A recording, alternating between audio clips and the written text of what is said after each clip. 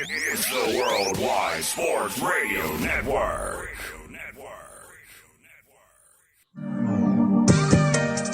Wise guys, wise guys, wise guys, wise guys, wise guys, wise guys,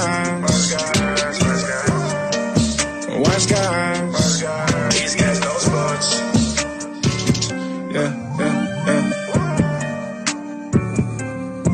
These guys know sports. These guys know.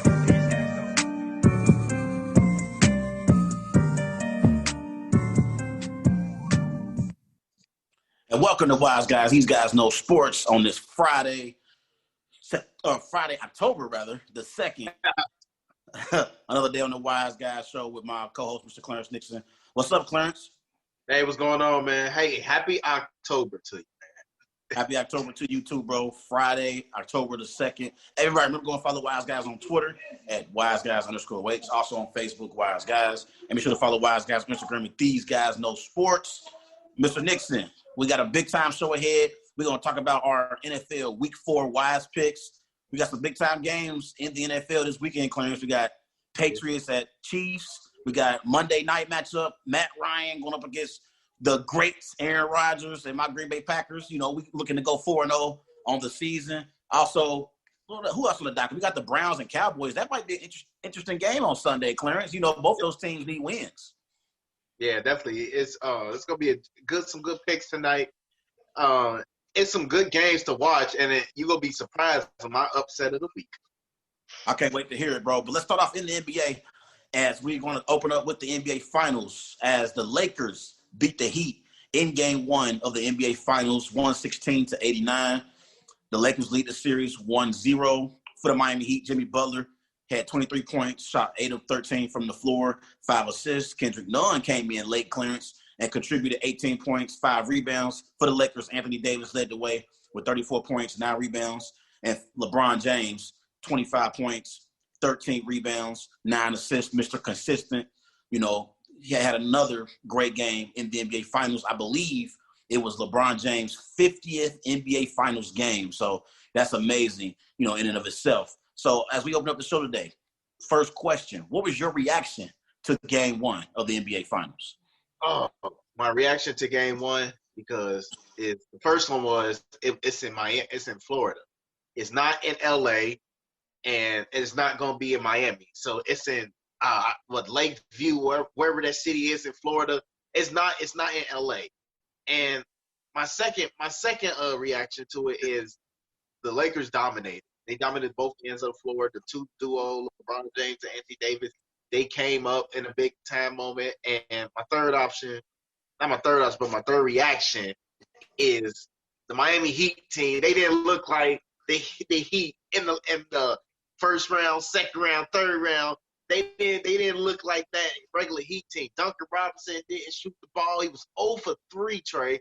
He played 20 minutes. They took him away. They took a 3-point away. Tyler Hero struggled throughout the game. And like you said, Kendrick Nunn, he came in late to develop. And my thing is this. Jimmy Butler had, 23 points on 13 shot attempts. At this moment, you're in the NBA Finals, and you only put up 13 shots. That's not a lot. That's actually, you can score that like in a quarter or in a half.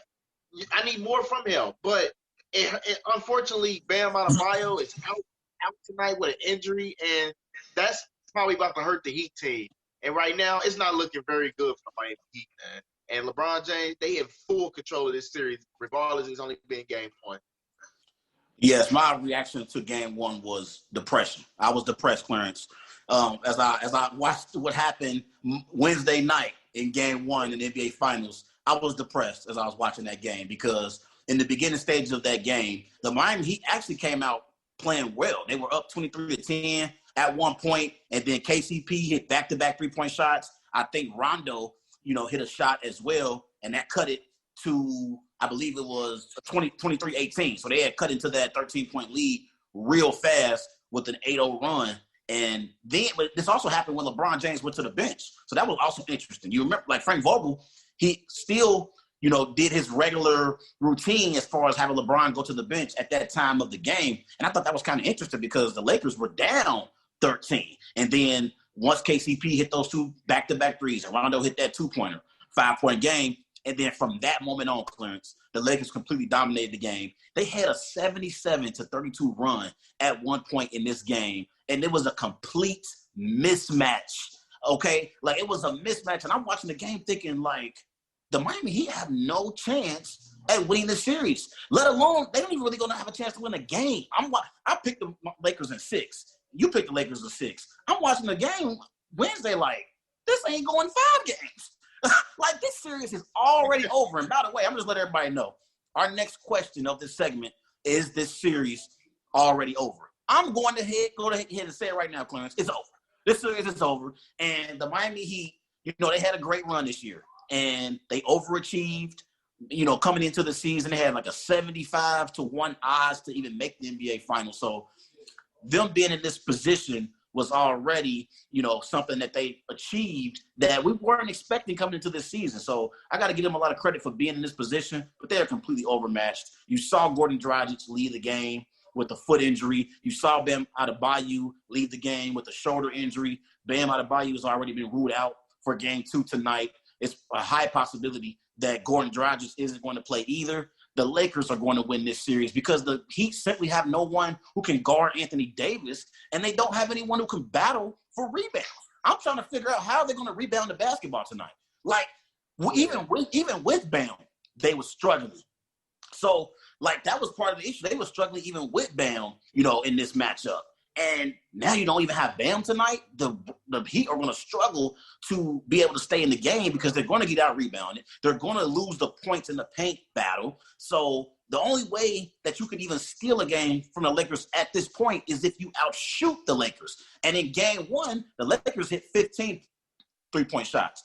The Miami Heat hit 11 three-point shots. And if you remember, we said one of the keys for the Miami Heat to have any chance, they have to outshoot the Lakers. That didn't happen in game 1, Clarence. And if it doesn't happen anymore in this series, it's a great chance that the Lakers are going to sweep the Miami Heat because that's their only chance. They can't guard LeBron. They can't guard Anthony Davis down in the low post. Like, they can't get rebounds. Anthony Davis completely dominated this game. And I got one more thing for you. I felt much better about my prediction saying that Anthony Davis is going to win Finals MVP. Couldn't you see it? They have no answer for Anthony Davis. They can't guard Anthony Davis. He's unstoppable. He was just unstoppable. Anthony Davis was unstoppable in this game 1. And back to this Miami Heat team. This Heat team is they show a lot of fight and charisma in this playoff. And I'm starting to see that it's starting to wear off. And believe it or not, the LA Lakers, they were just better than everything against them. I mean, like you mentioned in the first quarter, their largest lead, they was up 13. That's the largest lead they had against the Lakers. The largest lead for the LA Lakers against them, 32 points. So the difference in that, and they got out-rebound. LA beat them at their home game, shooting the 3. And I think LA, what they're good at is manipulating them on offense and controlling, like manipulating their defense, and while their offense is moving, though. Like, I think that's very impressive for what the Lakers are doing against this young Miami Heat team.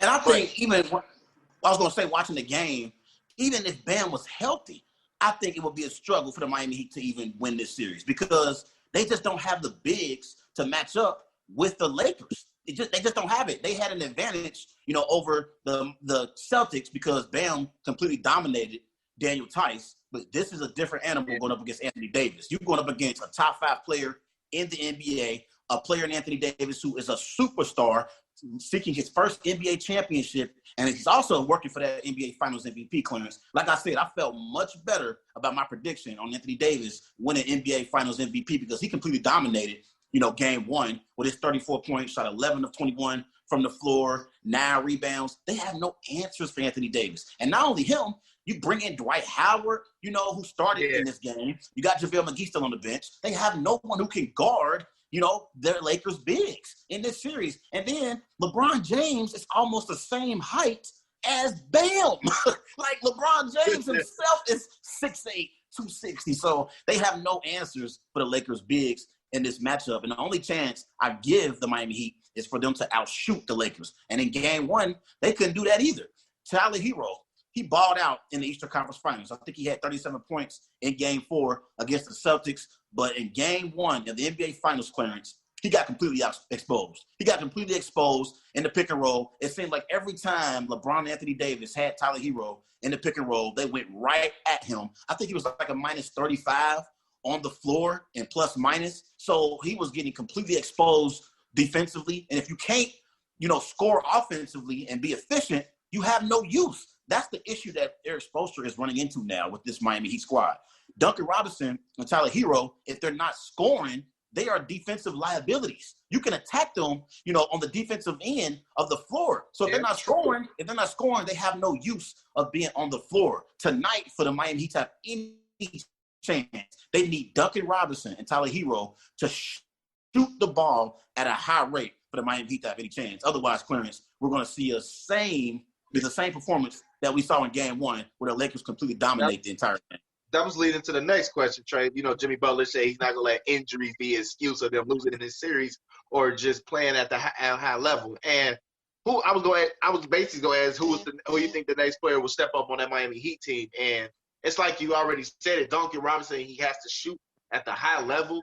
And I agree with you. I agree with you, though, Trey. I feel like Duncan Robinson, he's capable of shooting a lot of threes, getting open, and catching shooting situations. I feel like they need to create, offense around that so they can get it going. Because, like you said, they have to outshoot the Lakers. They have to have that support three from him. Like, what I mean by, support, they need to have, Jay Crowder, Tyler Hero, Kelly Olynyk, because, he's going to get more time because Bam is not playing, even Jimmy Butler.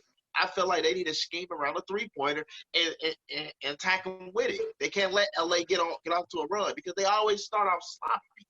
They start off sloppy. So if they let them start out fast, it's gonna be a problem. But injuries is plague in this Miami Heat team. And yeah. So it's looking over in my opinion.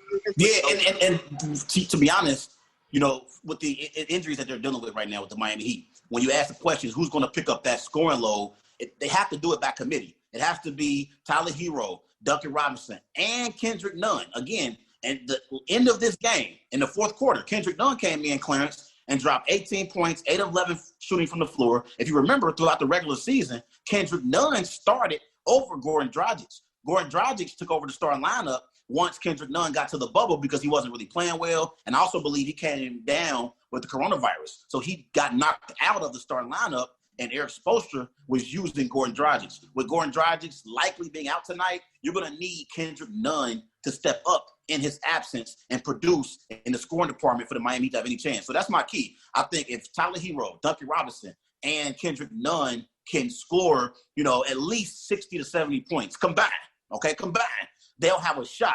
Other than that, it's not going to happen. They're not going. And then this is giving Jimmy Butler dropping 30. So if Jimmy give you 30, Robinson, Nunn, and Hero can give you 70 combined, that's maybe 100 points. I'm just thinking about the ways they can keep up with the Lakers. You see what I'm saying? Jimmy got to play, lights out for them to have a chance. Yeah, they have to stop. They got to stop a big and AD, and that right there, they do have to play lights out. Jay Crowder, you got to develop on the threes and the defensive side. So it's a tough task tonight. It's a tough task for the Miami Heat team, and it's a possibility that Goran Dragic not even going to play tonight. So it's going to be more minutes. They go like Tyler Hero and Duncan Robinson. They going to probably play 30-plus minutes. So it's going to be a tough task tonight, man. It was going to be a tough task even if they were healthy.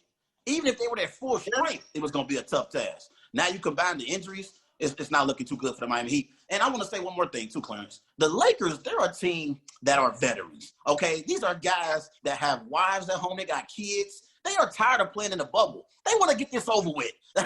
LeBron is ready to go back to L.A. and spend time with his family, okay?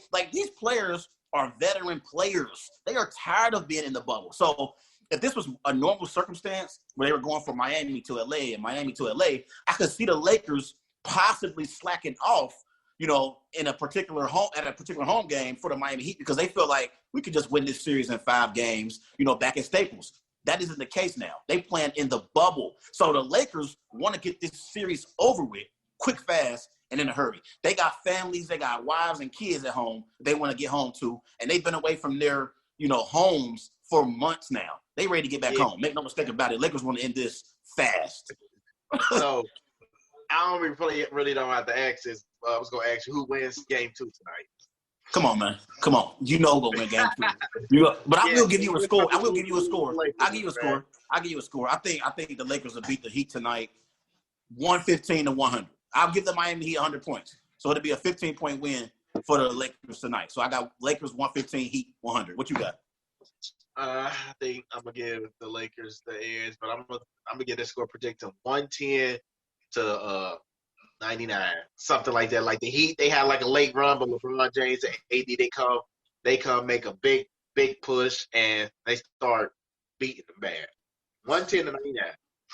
All right, we both got the Lakers winning game 2, taking a commanding 2-0 series lead over the Miami Heat in the NBA Finals. Game 3 of the NBA Finals is Sunday night at 7:30. Let's move on to our second topic of the day, Clarence. Doc Rivers is heading to the city of brotherly love.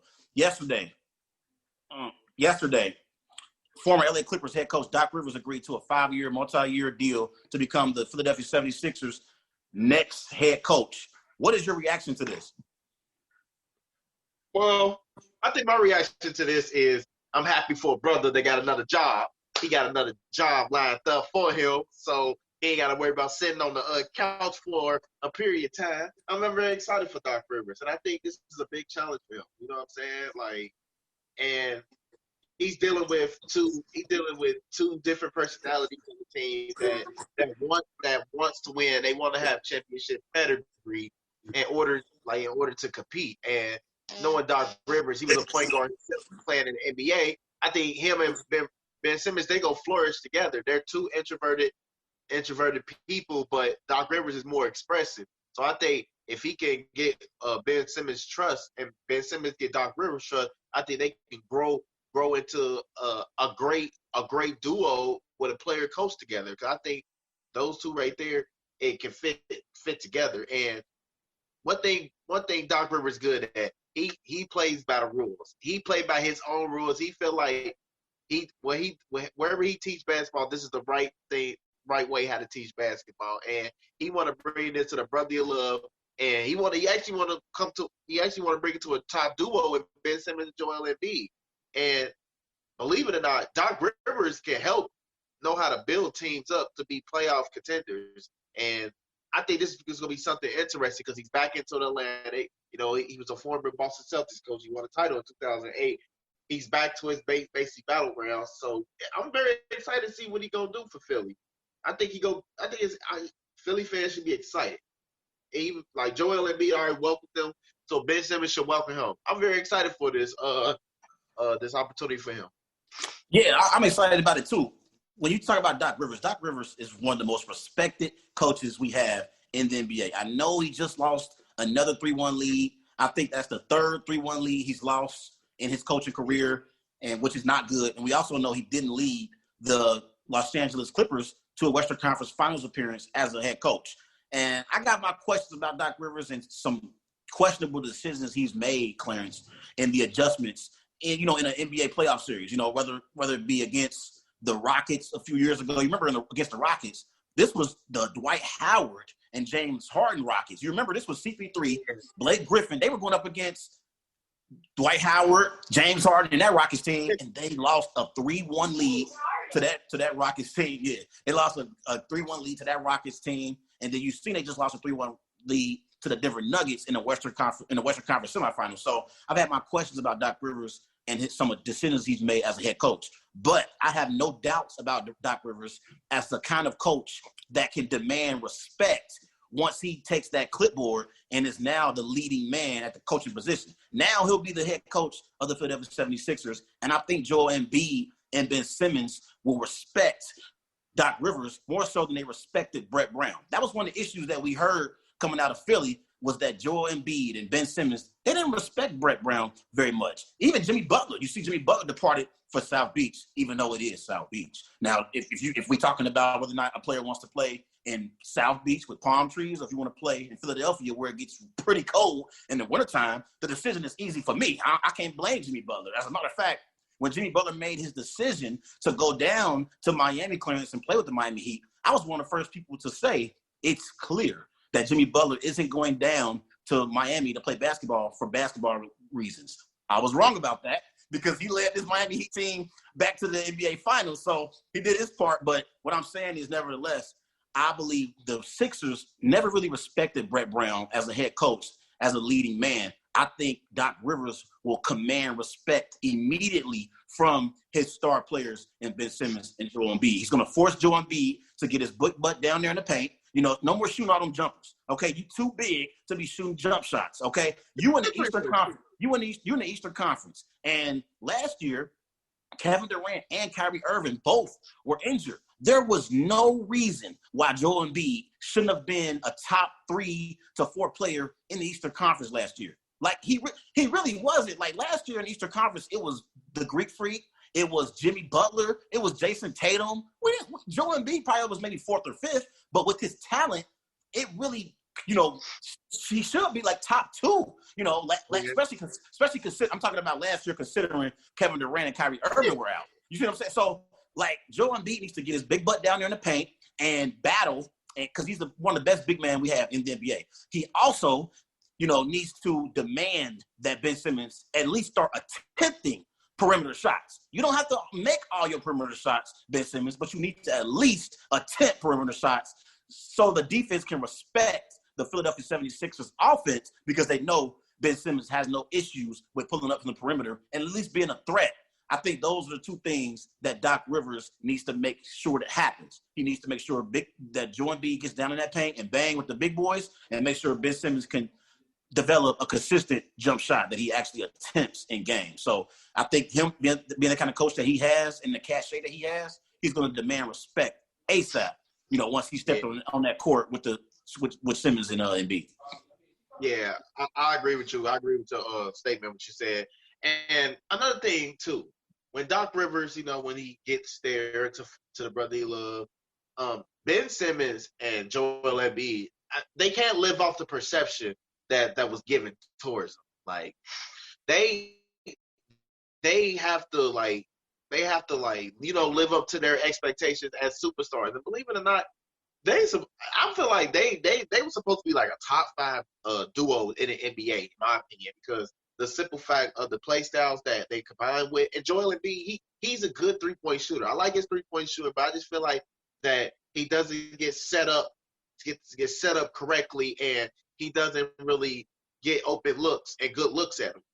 I feel like in situations where they need a 3, he trying to jam it up because he's trying to be a team player. But I think for Doc Rivers coming down there, it's gonna mash up together, and it's like he's rebuilding a playoff team all over again. But he bringing in his tactics and his tangibles of coaching to this team, and they just get rid of Brett Brown. I think that was the best decision, and now they bring in a proven coach in Doc Rivers. I think this will all pan out together. And believe it or not, they have a nice core of players on their team. Al Horford, Tobias Harris, Josh Richardson. Yeah. I think he's gonna get more out of those players. I think he's gonna get more out of those players, design more plays to their comfort, to their strengths, and it's going to mash all together. They might start dominating next season or a season or 2. I'm very excited for it. Yeah, and last year, when I watched the Philadelphia 76ers, one of the issues that I had was when I seen Al Horford and Joel Embiid. They didn't play well together on the floor. You know, the Sixers signed Al Horford in free agency last year, and they brought him in. He didn't play well with Joel Embiid on the floor. I think Doc Rivers will do a better job than Brett Brown did at putting the Sixers players in better positions to be successful. I think it's better when you have Joel Embiid and Al Horford playing separate. You know, I think you should play those guys separate. You shouldn't have them on the floor necessarily together, because I think they kind of both take up, you know, too much space on the floor. I would recommend him doing that. Also, you know, he already previously coached Tobias Harris. Tobias Harris used to play for the Clippers, so he has that, you know, familiarity with Doc Rivers. You know, so that's something else to keep in mind. But when it comes to the Sixers overall as a team, when I look at them in the Eastern Conference next year, now that they have Doc Rivers, I believe when I talk about the top teams in the Eastern Conference, I'm thinking about the Brooklyn Nets. You know, they're going to be bringing back Kevin Durant and Kyrie Irving, who we're going to talk about here in a minute.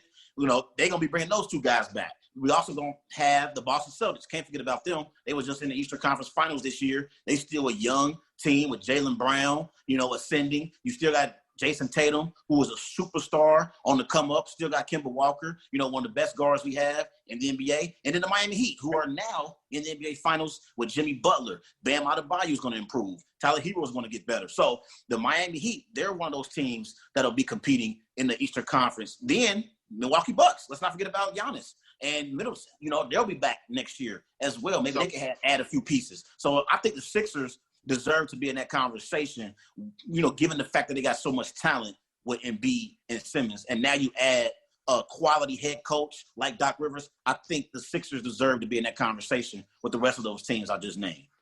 Yeah, I agree. I think the Eastern Conference is coming. Their tough competitiveness is coming back. It's coming back from the early 2000s to the late 2000s. I think it's coming back, and I think it's going to be something great to watch. But let me ask you this real quick, though, before we move on. Do you believe, or can Doc Rivers lead the Philadelphia 76ers to an NBA championship in the future? Maybe in the future. I mean, they signed him to a 5-year deal, so maybe in the future. Next year, I wouldn't list the Philadelphia 76ers as being the prohibited favorites in the Eastern Conference, you know, Finals. I wouldn't see them being that, but they'll be in the conversation. They'll be definitely competing. But next year, I don't see Doc Rivers bringing the Philadelphia 76ers in the city of brotherly love a championship. I just don't see it because I think Kevin Durant, Kyrie Irving, they have a lot to prove. You know, make no mistake about it. Kyrie Irving and Kevin Durant, they sitting here watching the finals this year with the rest of us, Clarence, seeing what LeBron and Anthony Davis are doing.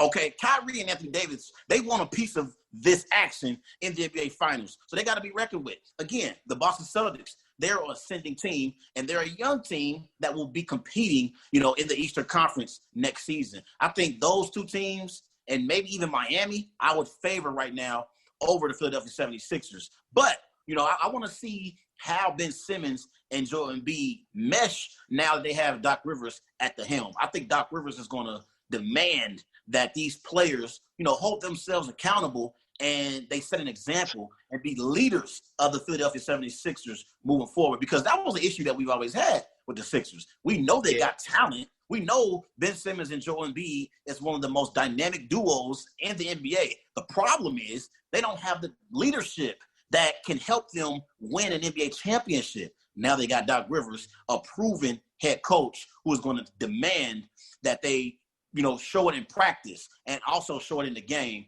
So I expect the Sixers to definitely compete for a championship next year and for future seasons to come. But I don't think they're going to be winning an NBA championship anytime soon because Kevin Durant and Kyrie Irving is still in that conference, and those are two superstars, you know, at their best.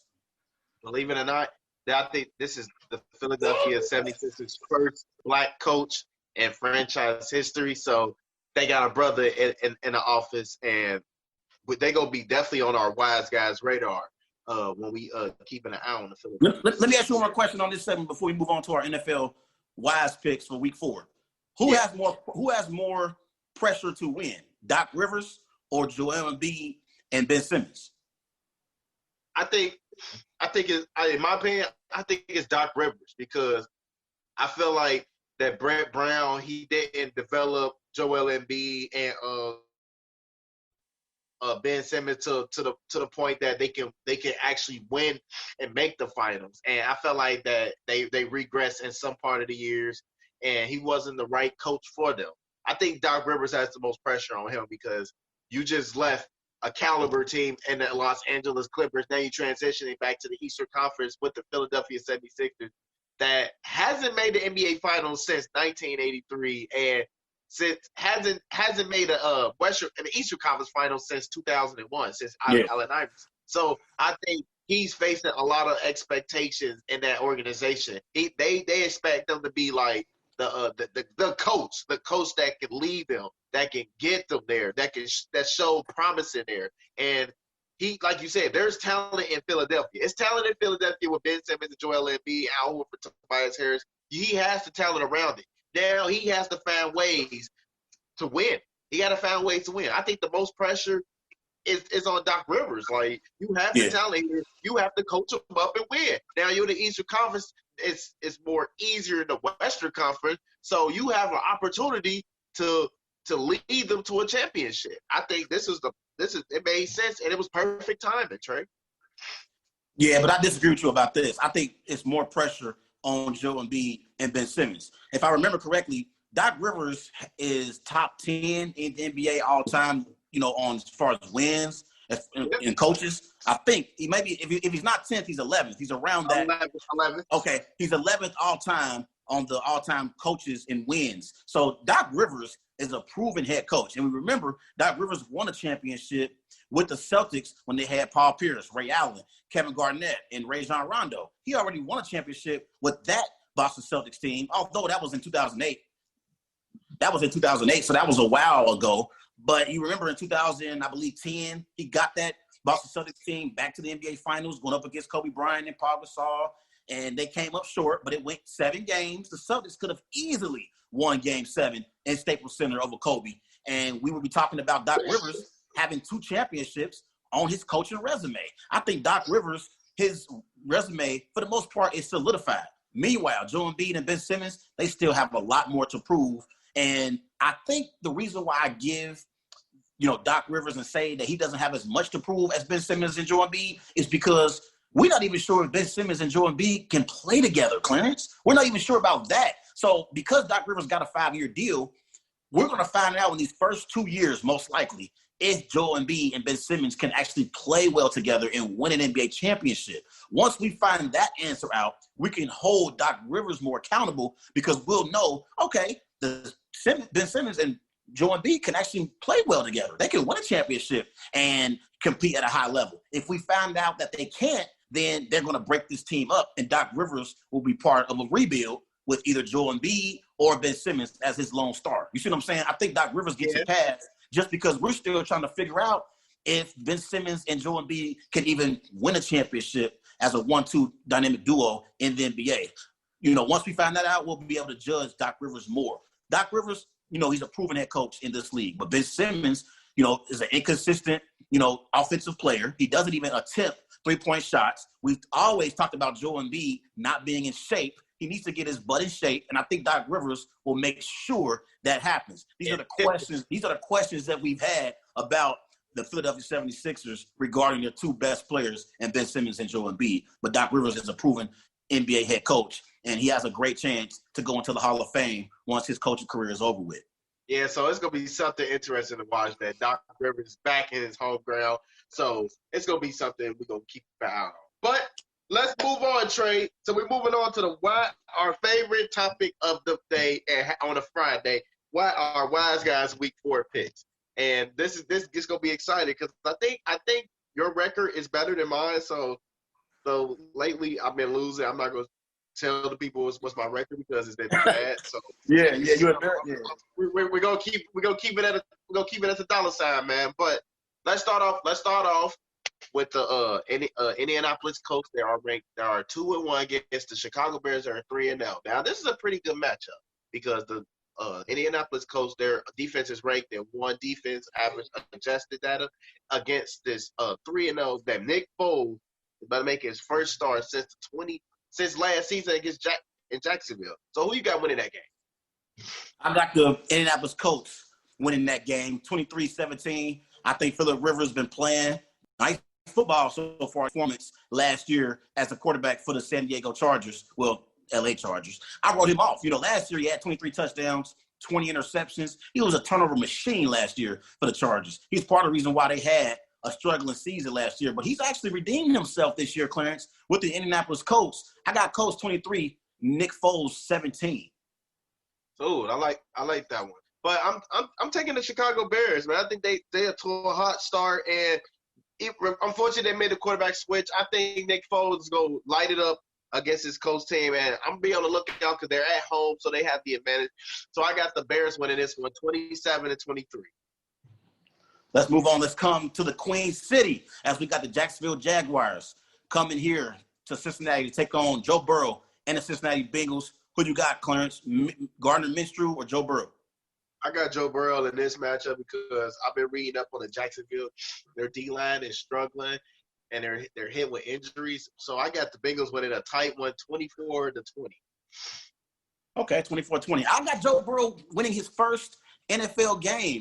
I got Joe Burrow beating the Jags. I'll say 27-20. I've been impressed with what I've seen from Joe Burrow so far this season. I remember last week against Carson Wentz, he played pretty well, in that game. Although the Bengals tied, it looked worse on the Eagles tying that game than the Bengals. The Bengals don't have the expectations that the Eagles have this season. But so far this season, Joe Burrow's played pretty well in the opener against the Chargers, going up against an elite secondary. The Chargers have an elite secondary. And Joe Burrow played pretty good in that game, although he had that bad turnover in the fourth quarter. But he played pretty well on the last drive, putting them in the position to hit the game-time field goal. And then in week 2, he actually outplayed Baker Mayfield. I mean, it's not very hard to outplay Baker Mayfield, but for the most part, he actually threw the ball down the field very well. I think he had like 61 passing attempts in that week 2 matchup, against the Cleveland Browns on a short week. And, I like what I'm seeing from Joe Burrow so far this year, Clarence. I'm going to give your Bengals their first win of the season, my friend. Wow. I got the Bengals winning 27-20. They damn sure better not mess up my pick. Wow. I know they're going to win because you're picking them, man. This is going to be something very interesting. But let's move on, though. We got the Cleveland Browns that's coming in 2-1. This is their first winning record in 6 years, Trey. And then they in the Arlington, Texas against the Dallas Cowboys. They're struggling as 1-2. What you got winning that matchup? This is a matchup between two teams that know how to mess things up. When everything is going right for the Dallas Cowboys or the Cleveland Browns, one of these two teams always messes things up. It's going to be the Cleveland Browns it up. They more so are an accident waiting to the Dallas Cowboys are an accident waiting to happen in my man Stephen A. Smith voice. But I'm going to go with the Cowboys to beat the Cleveland Browns. I think it's going to be a close matchup, though. I got Cowboys winning 24-21 on a late field goal. Believe it or not, I got the Cleveland Browns winning this one, and I think their run game is going to be too much for this Dallas Cowboys horrible defense. And for Dak Prescott, if he can make plays, then he can make plays. But I think the Cleveland Browns, they can pound the rock, and Odell Beckham, he should have a big game. I got the Cleveland Browns winning this one in a big shootout, 41-38. 41-38. All right, let's go. Okay, let's go to the Motor City as Drew Brees coming off that loss to Aaron Rodgers on Sunday Night Football, and the Saints are traveling to the Motor City to take on Matthew Stafford and the Detroit Lions. The Lions got a big-time win last week against the Arizona Cardinals, Clarence, in Arizona. Who you got, Drew Brees or Matthew Stafford? Trey, guess what? This your upset pick? Oh, God, yes. This is the upset pick of the weekend, man. I got the Detroit Lions beating the New Orleans Saints at home. And believe it or not, though, Trey, if you watch the Detroit Lions, they're actually better than their record. You know what I'm saying? And Matthew Stafford, he's been playing at a high level that he should be playing at. And the defense, they're kind of suspect, but they had some good. They made Kyler Murray force throw 3 interceptions last week. Damn it! Like right there, that was impressive. And I think this Saints team, they're still struggling without Michael Thomas. He expected to come back to practice, but we don't know that for 100% sure. I got the Lions winning this game, man, 28-24. The Detroit Lions actually impressed me last week with that victory over Kyler Murray and the Arizona Cardinals, because I had the Arizona Cardinals winning that game big over Matthew Stafford and the Detroit Lions. That was an impressive win for the Lions. I'm going to take the Saints to win this game, though, Clarence. I think Drew Brees and that Saints offense will get back into a rhythm offensively. I think they're going to be too much for Matthew Stafford and the Detroit Lions. I got Drew Brees 23, Matthew Stafford 13. All righty. All right, let's move on, man. We got the Seattle Seahawks. That's one of the undefeated teams, baby. Wait, that's the second undefeated team that we discussed it, and they're going to Miami. Ooh, South Beach. They're playing against Ryan Fitzpatrick, 1-2 Dolphins. Who you got winning this matchup, Trey? There's no way in hell I'm going to pick against the MVP and Russell Wilson right now. Russell Wilson on the season has 14 touchdowns, just 1 interception, completing 77% of his passes. He should have 15 touchdowns if it wasn't for DK Metcalf playing around at the goal line last week, Clarence, against the Dallas Cowboys. But there's no way I'm going to pick against Russell Wilson the way he's playing right now. He is the MVP of this league. I think the Seattle Seahawks will beat the Miami Dolphins. I got Russell Wilson winning 30-21. Yeah, I agree with you. I'm definitely taking the Seahawks here. Even though I like Ryan Fitzpatrick, I like the fight he gives. I think this type of matchup, they should create more pressure on Russell Wilson so they can, try and change up the momentum of the game. But I think Russell Wilson, if he's playing at this high level again, it's gonna be too much for this Dolphins team. So I got Seattle winning 41 to 20. 41-20. Okay, you got it big. 41-20. All right, let's move on. Let's talk about the LA Chargers traveling down south and across the coast to take on Tom Brady and the Tampa Bay Buccaneers. Who you got, Bucs or Chargers? I'm definitely taking the Buccaneers in this one because people don't realize that this Buccaneers defense is really good, and they're playing against a rookie quarterback, and he's on the road, and he's going to face a lot of adversity, and he's at Tampa, where the Super Bowl going to be at. And I think Brady going to bounce back. He should break the spell of 8 consecutive straight games without throwing over 300 yards. I think he should have a big game against this Chargers team because they're dealing with injuries as it is, and they're at home. I think they should win big, 35-17. Okay, I got a similar score. I got Bucs winning 34-17 over the Chargers. I like what I saw last week from that Bucs offense, in Denver, even though the Broncos, they have a lot of injuries at the quarterback position right now. They did get a big-time win last night over Adam Gase and them Jets. But for the most part, I've been very impressed with what I saw from Tom Brady and the Bucs so far since their Week 1 loss against Drew Brees and the Saints. I got Bucs 34, Chargers 17. Yeah, Baltimore Ravens and the Washington Football. And you see the Baltimore Ravens, they try to shake off that crazy Monday night loss, and they try to bounce back against this Washington Football team who will be without Chase Young. So that's going to be something that a player that's going to miss. Who you got winning this match, Trey? I got Lamar Jackson and the Baltimore Ravens with a rebounding performance against the Washington Football team. I think Lamar Jackson will get back into, his MVP form. I expect the Baltimore Ravens to win this game big, Clarence. I got the Baltimore Ravens beating the Washington Football team 42-21. See, yeah, I got Baltimore winning. I think it's going to be like a blowout match because they're not going to have Chase Young to give pressure on the edge. And I think Lamar Jackson, this is, like you said, this is his bounce back game. And I think they're going to just pound the rock, and they're going to pass the ball real well. He already got 6 interceptions, no interceptions in the season. So I got Lamar Jackson winning this match, 42-13. One more thing I want to say, man, I'm disappointed that we don't have fans right now in the stands because this is a matchup between two teams in the same state. You remember we brought on Carrie Nelson. Remember Nelson? Yeah, Kelsey Nelson. We brought her on the show. And remember, I asked her, I said, is the state of Maryland, is it more Ravens fans or Washington football fans? And she says more Washington football fans. You remember that? Yeah. So I'm kind of – Dwayne Haskins. Go ahead. Yeah, I think for Dwayne Haskins, he's been struggling. 3 interceptions last week. I think this Baltimore team, they finna create more pressure on him. So he might have another 3 interception performance. Yeah, for sure. I just wish it was fans in the stands, man. This would be a good, matchup between to see who fans will dominate, in the stands and have the most people in attendance. But let's move on and let's talk about the Carolina Panthers the Carolina Panthers are at home against Kyler Murray and the Arizona Cardinals. Who wins, Clarence, Cardinals or Panthers?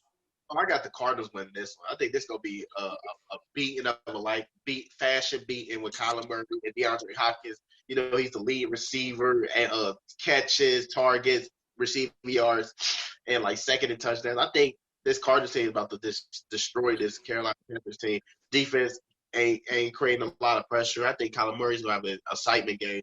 I got him winning this one 38-14. I'm going to roll with the Arizona Cardinals to win this game as well. Kyler Murray and the Arizona Cardinals do not disappoint me for a second week in a row. I'm rolling with the Cardinals to beat the Panthers. I'll say Cardinals 31, Panthers 24. I do think the Panthers will keep it close, but I think the Cardinals will be too much in the end for the Carolina Panthers. I got Cardinals 31, Panthers 24. Let's move on, Clarence, and let's go to our next game on the docket. we got. Matter of fact, we got we got a battle between two 0-3 teams in the NFL. the Minnesota Vikings and the Texans. Both teams are 0-3 on the season, Clarence. So before we give our prediction, which quarterback, Deshaun Watson or Kirk Cousins, is facing the most pressure going into this game? Which quarterback facing the most pressure? I think, believe it or not, I think Deshaun Watson is facing a lot of pressure because, he's the second highest paid quarterback in NFL history. He started off 0-4, and he's not clicking. He's not leading this team. He's not, he's trying to do everything he can, but he's already been sacked 13 times. That's he's second most in the NFL. Joe Burrow's number 1 with 14, and this guy right here he's not making an impact to his team. And if they need this victory to keep their season alive, and whoever loses this matchup, their playoff hopes is gonna be way deeper, and the odds could really be against them. I think Deshaun Watson got the most pressure on him. No, I disagree. I think it's the Minnesota Vikings quarterback, Kirk Cousins, because I believe Deshaun Watson, is a proven franchise quarterback in the NFL. I think when you talk about which quarterback is the best at their highest ceiling, I would take Deshaun Watson over Kirk Cousins. Even though Kirk Cousins did win his first playoff game last year against Drew Brees and the Saints, I think Deshaun Watson, he's a better player overall than Kirk Cousins. And also, I believe the fact that Bill O'Brien traded away DeAndre Hopkins, he traded away Deshaun Watson's number 1 receiver. I believe that gives Deshaun Watson a pass this year, honestly, because I feel like, all right, I know they just paid him a few weeks ago a lot of money, but the team that he has right now, Clarence, just isn't very good. And Bill O'Brien trading away Deshaun Watson's number 1 receiver, I believe has been an issue for the Houston Texans overall. When I look at Kirk Cousins, he's still got Dalvin Cook. He's still got Adam Thielen. I think Kirk Cousins needs to do a better job of trusting those other receivers on that Minnesota Vikings team. I think that's his biggest issue. But also, I believe Kirk Cousins is kind of who he is at this point. Meanwhile, Deshaun Watson, I think he still can reach a certain level of success if he has the necessary pieces around him. I just don't think he has the necessary pieces around him this year. So I believe there's more pressure on Kirk Cousins because Kirk Cousins is at a point in his career where he's pretty much we already know what he is, okay? We know he's a game manager. We know that he has to rely on Dalvin Cook in order to be successful. But so far this season, at being 0-3, and then last week against the Colts, I think last week he played the Titans. In week 2, I believe he played the Colts, and he had like 113 passing yards. Are you kidding me? I need more from Kirk Cousins, okay? Deshaun Watson playing with house money because we already know that he is, neutralized to some degree by his own head coach / general manager in Bill O'Brien. So I think Kirk Cousins has more pressure on him to perform even so more so than Deshaun Watson. See, I disagree with you right here, and I'm about to break your heart right here. I have the Minnesota Vikings beating this team. Now you just seen the emerge of Justin Jefferson last week. He had 100 yards in this game. And I'm so happy that he came out. And honestly, Trey, these are the worst defenses playing against each other as it is in the rush. The rush defense and Dalvin Cook. I feel like he's gonna help balance out this team. And Kirk Cousins, he's gonna be fine. He's gonna be more comfortable. So now he got Adam Thielen, Irv Smith, and Justin Jefferson on board now. I feel like he has the better receiving threat. So I got Kirk Cousins winning this matchup 27-24. A late field goal wins them the game. So basically, this is going to save the Minnesota Vikings season, right? Yeah. Okay. I'm rolling with Deshaun Watson over Kirk Cousins. I think Deshaun Watson is a better quarterback, and I expect him to put on a big-time performance on Sunday against the Minnesota Vikings. I don't really trust Minnesota's defense, Clarence. They lost a few players defensively, and I think so far this season it's shown. They lost Everson Griffin to free agency. They don't have Xavier Rhodes anymore. I think Xavier Rhodes signed with your Bengals, correct? I think he with the Bengals, right? No, Xavier Rhodes signed with the Indianapolis Colts, and he's second in interception. Okay. I think it might be Trey Waynes. Ain't Trey Waynes with the Bengals? Yeah, he with the Bengals. Okay, it's Trey Waynes. Yeah, Trey Waynes with the Bengals. That's what I thought. I knew one of those Minnesota Vikings DBs had signed with the Bengals, but I just don't believe in the Minnesota Vikings defense this year. We saw Aaron Rodgers light them up in week 1. And then we saw Phillip Rivers actually play well against them in week 2. And then last week, going up against Tennessee Titans, although they forced the Titans to kick like 5 field goals, they still couldn't get those key stops that they needed to win the game. I got the Texans beating the Minnesota Vikings on Sunday. I'll go Deshaun Watson 34, Kirk Cousins 24. I got the Texans winning their first game of the season. I got the Minnesota Vikings falling to 0-4 on the season. And people are going to start questioning whether or not Kirk Cousins can actually lead this team, back to the playoffs. Because I believe in Mike Zimmer as a head coach. I just don't believe in Kirk Cousins as a quarterback that can lead the Minnesota Vikings overall. And I'm glad he's in our division because, we get to beat up on the Minnesota Vikings 2 times a year. And we kind of run away with that NFC North, although the Bears are 3-0 as well. Well, this next game, it seems like this is the obvious picks. Like, I don't even want to discuss this much. I'm probably going to give it 5 seconds. Giants, Rams. Who you got winning that one, man? Giants, Rams. I roll with the Rams to win that game by 2 touchdowns. I got Rams beating the Giants. I'll say 34-20. Nah, I got the Giants. I got the Rams winning big in this one. I think the Giants, they're struggling on both ends of the ball, and it might get ugly. I got the Rams winning this one 38-10. 38-10. Okay. Rams actually been playing pretty well this year. I know last week they lost against the Bills and Josh Allen. Josh Allen right now is an NFL MVP candidate. Yeah, he's playing good football this year, but I like the way the Rams fought back, Clarence, in that second half. They were on the road, playing in Buffalo, and this is an LA team. They're traveling across the country, and I liked how they showed that resiliency in the second half. Like Jared Goff and Sean McVay brought them back in that second half, and they should have won that game. I didn't like that pass interference call at the end of that game. That was a bogus call on that pass interference. I thought the Rams should have won that game against Buffalo last week. Nevertheless, they lost. But I like the way Jared Goff is playing so far this year, Clarence. He's actually playing like he did the year the Rams went to the Super Bowl against the Patriots. I like the Rams in this game 34-20 overall. Definitely. Now let's move on to the matchup between the New England Patriots and the Kansas City Chiefs Sunday at 4:25. Patriots 2-1 on the season. Chiefs 3-0. Cam Newton versus Patrick Mahomes. Which quarterback has the advantage in this matchup? I think the quarterback that got the advantage in this matchup, I'm taking Patrick Mahomes because he scorched the New England Patriots in his last 3 minutes. The last 3 minutes, regardless. Excuse me. Regardless, he's 1-2 against the Patriots all time. I think Patrick Mahomes, he's starting to get their number, and he finds ways to beat this team. And I think Patrick Mahomes has the advantage in this, and he's at home. Patrick Mahomes is the better quarterback than Cam Newton right now.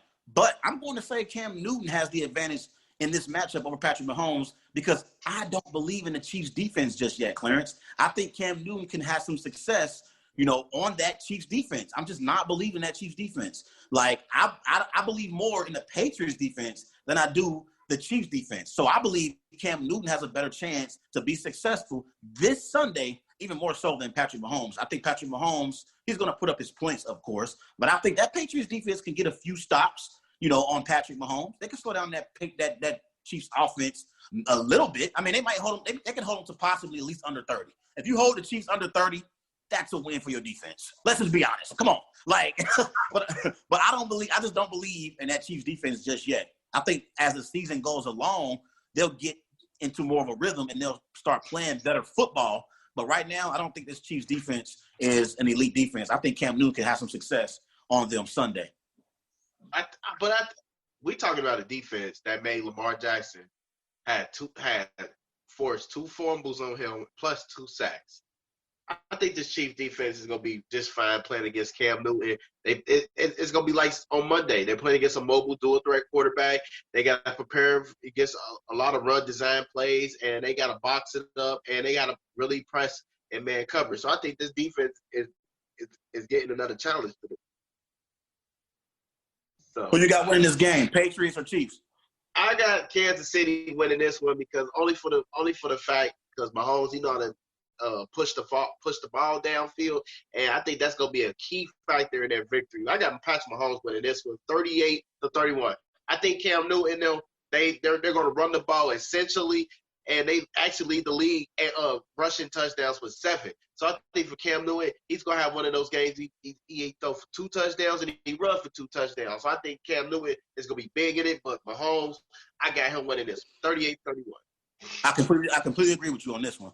I think Cam Newton will play well. I think Cam Newton is going to throw for at least 300 passing yards. I think he's going to rush for at least 2 touchdowns. But I think Patrick Mahomes and the Chiefs will have the last laugh in this big-time matchup. I don't think it's going to be a blowout. I think the Patriots will compete because I believe Bill Belichick, the best coach in the NFL, arguably the greatest coach in NFL history, he will put together a game plan to try and slow down the Kansas City Chiefs offense. You can't stop them, but you maybe can contain them. I expect that to happen. I think the Kansas City Chiefs will beat the New England Patriots. I'll say 31-24. So I think the Chiefs will win by a touchdown, but this will not be a blowout. And I'm glad you agree with me too. This is not going to be no blowout. Now, this ain't going to be no blowout. I think this is going to be, honestly, the game of the week. The game of the week for all these football games, because this is the first time ever Cam Newton and Patrick Mahomes facing off, so it's going to be very fun to watch. Definitely. Let's move on. Let's talk about the Buffalo Bills, 3-0, traveling to Vegas to take on Derek Carr and the 2-1 Raiders. Raiders coming off that loss last week to Cam Newton and the Patriots. So you got Bills or Raiders. See, this is another exciting game. And like you said, Josh Allen, he's looking like one of the favorite to win MVP. And you see a young, bright Raiders team. They're coming up there to a hot start. But I'm taking Buffalo in this matchup. I think Josh Allen and Stephon Diggs, that type of combo will be too much for this young Raiders defense. And Josh Allen is on fire. And if they can make it to a 4-0 start, they can really make some noise. But I got Josh Allen winning this. Josh Allen and the Buffalo Bills winning this one in a good shootout, 38-35. This is my upset pick of the week. I'm rolling with the Las Vegas Raiders to win this matchup against the Bills. I got the Raiders beating the Bills. I'll say 23-20. It's going to be a close matchup, but I think I'll favor Derek Carr over Josh Allen in this particular game. I'm going to roll with the Raiders to get the upset over the Bills, Clarence. I just like the way the Raiders have been playing. I know they lost in week 3 against the Patriots, but for the most part, the Raiders have been playing good football. I think the Raiders are going to continue to compete for an AFC wildcard spot because they ain't got no chance in hell at winning the AFC West with the Chiefs in their division. But they can compete for a wildcard spot. I got the Raiders winning over the Bills. I say, like I said, 23-20. All right, 23-20. You got the Raiders winning this one. All right. So, all right, let's go to our Sunday night matchup, Trey, as the 0-2-1 Eagles traveling to Santa Clara against the 2-1 San Francisco 49ers. Who you have? Well, before I ask you who you have winning, I want you to know that the Philadelphia Eagles yesterday, they only have one receiver on the current 53 roster. So right there, that's bad. And on the good news for the San Francisco 49ers, they get George Kittle back for the matchup. So I want to ask you, sir, who you have winning this matchup? The Philadelphia Eagles better win this game. Yes, the Eagles should win. Yes, the Eagles should win this game, Clarence. I'm tired of Carson Wentz. Okay, Carson Wentz needs to get it done. Carson Wentz is, as far as young quarterbacks goes, he deserves to be in that conversation with Lamar Jackson and Patrick Mahomes, and Deshaun Watson. Yes, I believe Carson Wentz deserves to be in that conversation. I've been taking up for Carson Wentz so far this season. I'm not going to stop now in week 4. I think the Eagles should beat the 49ers. The 49ers have a lot of injuries. Jimmy Garoppolo, he's not playing, right?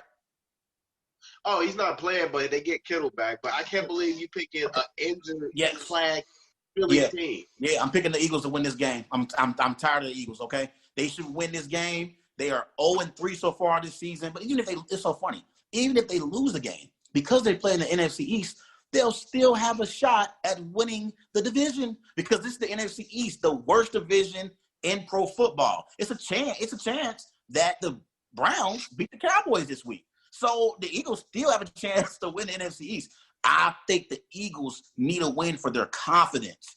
Carson Wentz so far this season, he's been pathetic. And I know he made a few key throws last week against your Bengals, Clarence, but he had no excuse to tie Joe Burrow in a regular season game where you are the veteran quarterback, you're the more experienced quarterback, and you have the better coach in Peterson over Taylor. Okay, I'm tired of Carson Wentz and giving him excuses. I expect a big-time performance out of you this week, Carson Wentz. Okay, I'm tired of giving you excuses and passes. I've been defending you on this show to this man right across from me. I've been talking about how much better of a quarterback than you are than Dak Prescott. Carson Wentz, can you prove me to be right for once? Please? Come on, Carson Wentz, get it done. I got Eagles over the 49ers in Sunday Night Football, Clarence. What's your score prediction? I'm going to roll with the Eagles to win. I think it'll be close. I'll say 26-23. Oh, my gosh. And the score you just said, and you just failed to forget that San Francisco 49ers, they're the number one pass defense. They're number one defense against the pass. I think this one is going to be it's going to be bad for the Eagles. For one, they're on the road.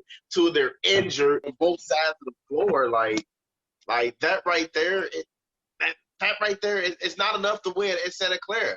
It's not. I got the 49ers winning this one in a tough one, 28-22. Okay, 28-22. At least you got it close a little bit. You don't got the 49ers running away with the game. So we'll see what happens, man. I got the Eagles with the upset. But, Clarence, you got any big-time plans this weekend? Nah, man, I'm in the lab this weekend, man. I'm watching sports and I'm watching college football and NFL games, man. Me too, man. I'm excited for the sports weekend. We got the NBA Finals Game 2 tonight. You know, we're going to see what's going to happen. Hopefully, the Miami Heat can make this a series because, Clarence, I'm going to tell you right now, I'm depressed. I'm depressed. I've already, you know, gave LeBron James his applause and saying he's going to win his 4th NBA championship. But if it's not even a competitive series, it's going to be so sad for me because I'm not going to have no basketball for a while. And I have to sit here the entire offseason and hear LeBron James fans gloat about how great LeBron is. Like, I'm not looking forward to it. You know, I'm not looking forward to it. But exciting sports weekend, NFL Week 4 on Sunday. Clarence, on Monday's show, we will preview the Atlanta Falcons and my Green Bay Packers at Lambeau. You know, it's going to be the Monday night matchup. I can't wait for it. We also going to talk about Kyrie Irving's comments, you know, and some shade that he threw in LeBron James' direction. We're going to talk about that more on Monday as well, brother. Everybody remember going to follow Wise Guys on Twitter at WiseGuys_H. Also on Facebook, Wise Guys. And be sure to follow Wise Guys on Instagram with These Guys Know Sports. Every Monday, Wednesday, Friday, 8 p.m. to 9 p.m. You can catch the Wise Guys Sports on the Worldwide Sports Network. Mr. Nixon, you have a good weekend, bro. Yeah, you too, man. Yes, sir. It's the Worldwide Sports Radio Network.